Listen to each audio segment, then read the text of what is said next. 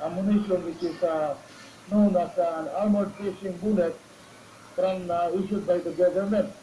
At dahil sa lakas nitong bala, tumagos yung bala sa loob ng armored, ng papel dyan, ng personnel natin.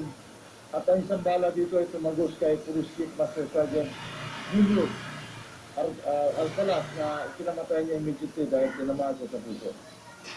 Nabaril din siya kalaunan ng mga pulis. Ayon sa HPG, pagsara ng bintana ng SUV, napansin na raw ng kanilang tropang may masama itong gagawin.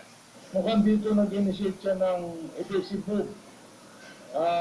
Nakitaan siya na nag-attempt maglago ng balaklava or bonnet ng mga tropa natin at may inabot sa likod.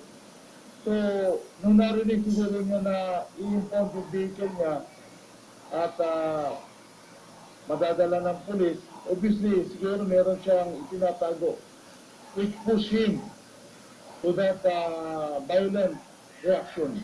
Bine-verify nila ngayon kung may papeles ba talaga ang sasakyan ni Methusalem. Ano ang background ng tao na ito at ang sinasabing pagkakasangkot rin niya sa isang road rage incident ilang taon na ang lumilipas. He was academically discharged from the Philippine Military Academy during his cadetship years.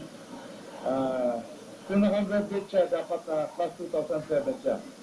He is actually a businessman na husband ng isang patatawag natin middle grade officer ng Philippine Navy na assigned sa Naval Post sa Sanglis.